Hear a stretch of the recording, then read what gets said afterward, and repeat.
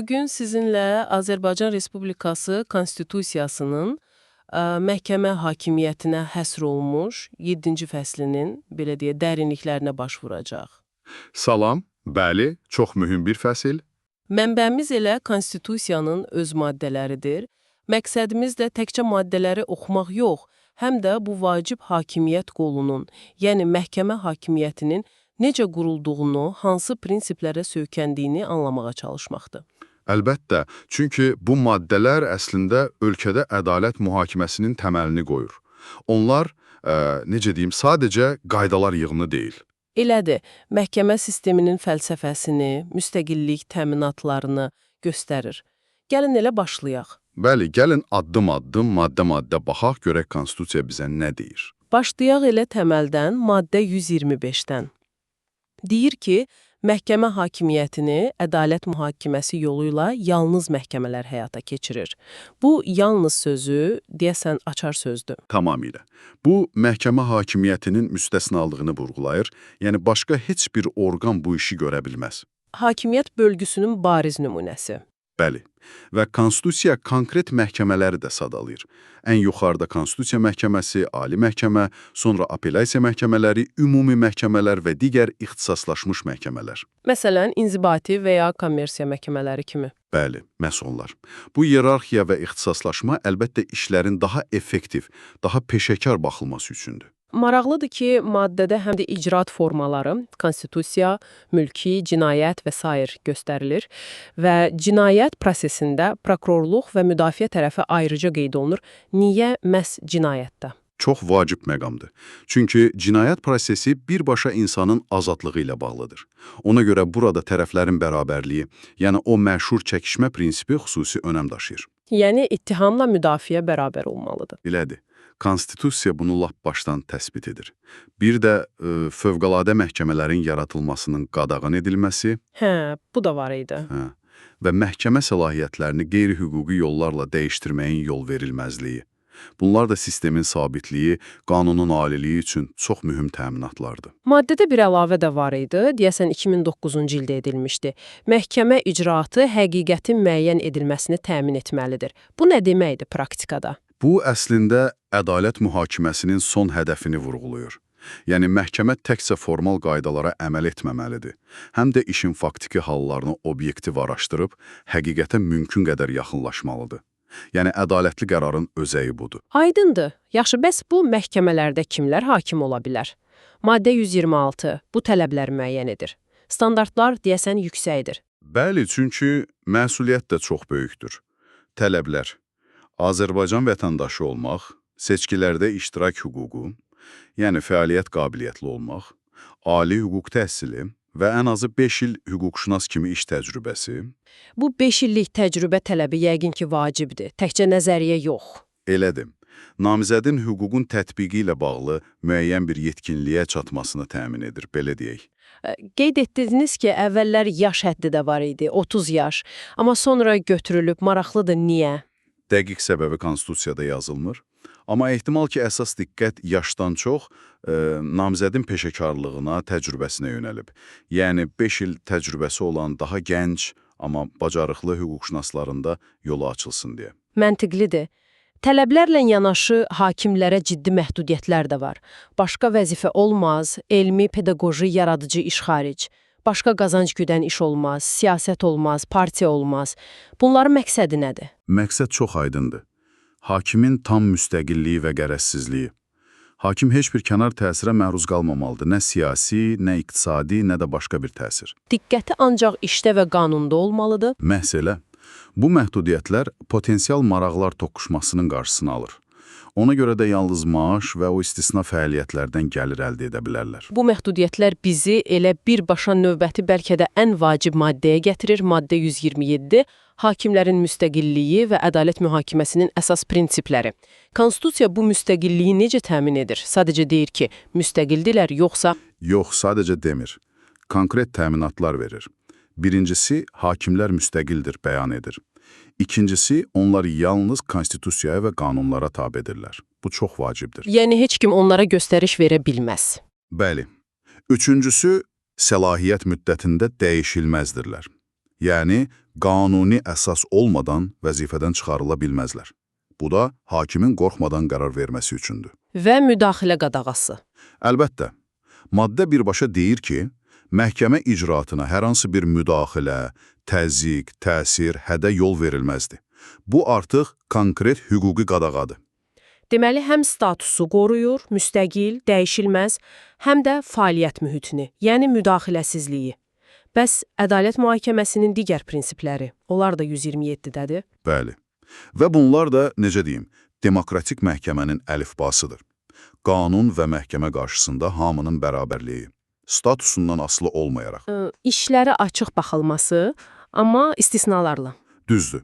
Ədalət mühakiməsi cəmiyyətin gözü qarşısında olmalıdır ki, şəffaflıq olsun. Amma bəli, istisnalar var. Dövlət sirri, peşə, kommersiya sirri ya da şəxsi ailə həyatının məxfiliyi təhlükədə olarsa. O zaman qapalı keçirilə bilər. Bəli, iclas qapalı ola bilər. Amma qərar həmişə açıq elan olunmalıdır. Bu, belə bir balansdır, şəffaflıqla məxfiliyin qorunması arasında. Digər prinsiplər də var. Cinayət işlərində qiyabi icraatın olmaması əsasən, çəkişmə prinsipi. Bu çəkişməni bir daha açaq. Çəkişmə odur ki, proses iki bərabər hüquqlu tərəfin, ittiham və müdafiənin ya da iddiaçı və cavabdehin mübarizəsi kimidir. Hər tərəf öz sübutunu qoyur, o birinə etiraz edir, məhkəmə də obyektiv arbitr kimi qərar verir. Həqiqətin üzə çıxması üçün bir növ yarışma kimi. Bəli, bir növ. Və əlbəttə, hüquqi yardım almaq hüququ və ən məşhuru təqsirsizlik prezumpsiyası. Bəli, o çox vacibdir. Yəni, hökm qanuni qüvvəyə minənə qədər heç kim təqsirli sayıla bilməz. Bütün şübhələr təqsirləndirilənin xeyrinə yozulmalıdır. Bu fərdin dövlət qarşısında ən güclü qorunma mexanizmlərindən biridir. Hüquqi yardım da, yəni vəkil tutmaq hüququ da əsasdır. Əlbəttə, istintaqın, məhkəmənin istənilən mərhələsində Dil məsələsi də var. Dövlət dili və ya əksəriyyətin dili. Bəs dili bilməyənlər, onların ədalətə əlçatanlığı necə təmin olunur? Konstitusiya bunu çox dəqiq həll edir. Tam təminat yaradır. İş materialları ilə öz dilində tanış olmaq, tərcüməçidən pulsuz istifadə etmək və məhkəmədə ana dilində çıxış etmək hüququ. Yəni, dil bariyeri ədalətə mane olmamalıdır. Gözəl. İndi hakimlərin müstəqilliyini gücləndirən başqa bir qalxan toxunulmazlıq. Maddə 128. Bu, müstəqilliklə necə əlaqəlidir, praktikada nə deməkdir? Toxunulmazlıq o deməkdir ki, hakim öz vəzifəsinə, verdiyi qərarlara görə təqib edilə bilməz. O, yalnız qanunda göstərilən xüsusi, çətin bir prosedurla cinayət məsuliyyətinə cəlb oluna bilər. Yəni, asan deyil. Heç də asan deyil. Eynilə, səlahiyyətlərinə də yalnız qanunda göstərilən əsaslarla və qaydalarla xitam verilə bilər. Bu, hakimi qanunsuz təzyiqlərdən, hədələrdən, işdən çıxarılma qorxusundan qoruyur ki, o da sərbəst qərar versin. Yəni, toxunulmazlıq əslində müstəqilliyin bir növ zəmanətidir. Bəs o xüsusi prosedur necə işləyir? Məsələn, bir hakim cinayət törədibsə, onu necə vəzifədən kənarlaşdırmaq olar? Prosedur çox pilləlidir. Bu da özbaşınalığın qarşısını almaq üçündür. Təşəbbüs prezidentdən gələ bilər, amma bu kifayət deyil. Mütləq ali məhkəmənin rəyi olmalıdır. Ali məhkəmə özü rəy verir. Bəli, 30 günə rəy verir. Yəni, məhkəmə sistemi özü də prosesdədir. Son qərarı isə Milli Məclis verir və orada da yüksək səs çoxluğu tələb olunur. Nə qədər səs? 125 deputatdan 83-ün səsi, digər hakimlər üçünsə 63 səs lazımdır. Yəni, görürsünüz, çox çətin bir prosedurdur. Bu da hakimlərin asanlıqla hədəfə çevrilməməsi üçündür. Aydındır, məhkəmələr işlərə baxdı, qərarlar çıxardı. Maddə 129 bu qərarların hüquqi qüvvəsindən danışır. Nə qədər məcburidir bu qərarlar? Maddə 129 çox kəskin deyir. Məhkəmə qərarları dövlətin adından çıxarılır və onların icrası məcburidir. Bu əslində məhkəmə hakimiyyətinin nüfuzunun, effektivliyinin əsasıdır. Yəni, qərar qüvvəyə mindisə hamı icra etməlidir. İstər dövlət orqanı olsun, istər bələdiyyə, istər şirkət, istərsə də vətəndaş. Hamı üçün məcburidir. Qərarın qanuna və sübutlara əsaslanmalı olduğu da vurğulanır. Və ən əsası, qərarı icra etməmək məsuliyyət yaradır. Əgər qərarlar icra olunmasa, bütün məhkəmə sistemi mənasız olar. Belədir. İndi gələk iyerarxiyanın yuxarılarına. Maddə 130 Konstitusiya Məhkəməsi. Bu məhkəmənin rolu tam olaraq nədir? Adi məhkəmələrdən fərqi nədir? Konstitusiya məhkəməsi, belə deyək, qanunların keşikçisidir. Adi məhkəmə işlərinə baxmır, əsas işi konstitusiyanın aliliyini qorumaqdır. 9 hakimdən ibarətdir, prezident təqdim edir, Milli Məclis təyin edir. Əsas vəzifələri nədir? Əsas vəzifəsi qanunların, prezident fərmanlarının, Nazirlər Kabineti qərarlarının, Milli Məclis qərarlarının, hətta bələdiyyə aktlarının konstitusiyaya uyğun olub-olmadığını yoxlamaq. Həmçinin qüvvəyə minməmiş beynəlxalq müqavilələri də yoxlayır. Bir də şərh etmə funksiyası var deyəsən. Bəli, ikinci çox mühüm funksiyası odur, konstitusiya və qanunları rəsmi şəkildə şərh edir. Bu şərh hamı üçün məcburidir və qanunların eyni cür başa düşülməsinə kömək edir. Bəs kimlər müraciət edə bilər bura? Ancaq yüksək dövlət orqanları? Yox, təkcə onlar deyil. Düzdür, prezident, Milli Məclis, Nazirlər Kabineti, Ali Məhkəmə, Prokurorluq, Naxçıvan Ali Məclisi sorğu verə bilər. Amma çox vacib bir məqam var. Hər bir şəxsdə. Vətəndaşlarda. Bəli. Əgər bir şəxs hesab edirsə ki, hansısa normativ akt, qanun, fərman, qərar ya da məhkəmə və ya bələdiyyə aktı onun konstitusiyada təsbit olunmuş hüquq və azadlıqlarını pozur, o zaman Konstitusiya Məhkəməsinə şikayət verə bilər. Amma yəqin birbaşa yox. Düzdür, bir şərtlə ki, əvvəlcə digər məhkəmə instansiyalarında hüquqlarını müdafiə etməyə çalışmış olsun. Bu, vətəndaşlara çox güclü bir müdafiə mexanizmi verir konstitusiya səviyyəsində. Ombudsman və məhkəmələr özləri də müraciət edə bilər.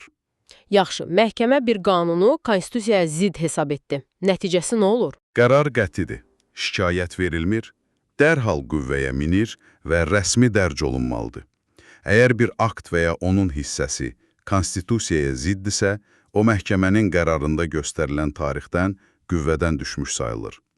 Beynəlxalq müqavilə ziddirsə, ümumiyyətlə qüvvəyə minmir. Bu, konstitusiyanın aliliyini təmin edən çox güclü bir alətdir. Konstitusiya məhkəməsindən sonra iyerarxiyada Ali Məhkəmə gəlir. Maddə 131. Onun funksiyası nədir? Konstitusiya məhkəməsindən fərqi nədir? Əsas fərq odur ki, Ali Məhkəmə artıq konkret işlərə, mülki, cinayət, inzibati və s. baxan, ümumi və ixtisaslaşmış məhkəmələr üçün ən yuxarı instansiyadır. Konstitusiya məhkəməsi isə normaları yoxlayırdı. Ali Məhkəmənin əsas funksiyası kassasiya qaydasında ədalət mühakiməsini həyata keçirməkdir. Kassasiya, bu nə deməkdir? İşə təzədən baxırlar. Xeyr, tam olaraq elə deyil. Kassasiyanın işə mahiyyəti üzrə, yəni faktlara yenidən baxmaq deyil, Ali Məhkəmə əsasən aşağı instansiya məhkəmələrinin, yəni apellyasiya məhkəmələrinin qərarlarının qanuniliyini yoxlayır. Yəni qanunlar düzgün tətbiq olunub ya yox? Bəli, maddi və prosesual hüquq normaları düzgün tətbiq olunubmu, pozuntu varmı, faktlara qarışmır, yalnız hüquqi tərəfi yoxlayır. Bir də çox vacib bir işi var, məhkəmə təcrübəsi ilə bağlı izahatlar verir. Bu izahatlar nə üçündür? Bu izahatlar aşağı məhkəmələr üçün rəhbər tutulur və qanunların bütün ölkədə eyni cür tətbiqinə kömək edir. Hakimləri də eyni ilə Konstitusiya Məhkəməsi kimi prezident təqdim edir, Milli Məclis tayin edir. Aydındır. Kassasiyadan fərqli olaraq bir də apellyasiya məhkəmələri var. Maddə 132. Onlar nə edir? Əgər Ali Məhkəmə hüququ yoxlayırsa? Apellyasiya məhkəmələri birinci instansiya məhkəmələrinin, yəni rayon və şəhər məhkəmələrinin qərarlarından verilən şikayətlərə baxır. Ali Məhkəmədən fərqli olaraq onlar işə mahiyyəti üzrə, yəni tam həcmdə yenidən baxırlar. Yəni həm faktlara, həm də hüquqa. Bəli, həm faktları, həm də hüququ yenidən araşdırırlar. Sanki işə ikinci dəfə baxılır. Bu, səhvlərin düzəldilməsi üçün çox mühüm bir mərhələdir. Onların da hakimləri eyni qayda ilə təyin olunur. Prezidentin təqdimatı, Milli Məclisin təyinatı. Deməli, belə bir zəncir alınır. Birinci instansiya, işə ilk baxış, apellyasiya, işə tam yenidən baxış, Ali Məhkəmə, kassasiya, qanuniliyin yoxlanılması. Və bir də kənarda Konstitusiya Məhkəməsi, Konstitusiyanın keşikçisi. Amma fəslin sonunda bir də prokurorluq var, maddə 133. Prokurorluq axı məhkəmə hakimiyyəti deyil, niyə buradadır? Çox düzgün qeyd etdiniz. Prokurorluq birbaşa məhkəmə orqanı deyil. Konstitusiyada da ayrıca təsbit olunub və daha çox icra hakimiyyəti ilə bağlıdır. Amma ədalət mühakiməsinin həyata keçirilməsində o qədər vacib, o qədər ayrılmaz bir rol oynayır ki, Konstitusiyanın məhz bu fəslində ona yer verilməsi çox məntiqlidir. Funksiyaları birbaşa məhkəmə prosesləri ilə bağlıdır. Hansı funksiyalardır bunlar Konstitusiyaya görə? Baxın, Konstitusiya deyir, prokurorluq qanunların icra və tətbiqinə nəzarət edir. Qanunla müəyyən edilmiş qaydada cinayət işlərini başlayır və istintaq aparır və ya istintaqa rəhbərlik edir. Məhkəmədə dövlət ittihamını müdafiə edir. Cinayət işlərində. Bəli, məhkəmədə iddia qaldırır, məsələn, dövlətin maraqları üçün və məhkəmə qərarlarından protest verir, yəni onların qanuniliyinə etiraz edir. Görürsünüz, demək olar hamısı məhkəmə ilə bağlıdır. Həqiqətən də, məhkəmə proseslərinin aktiv iştirakçısıdır.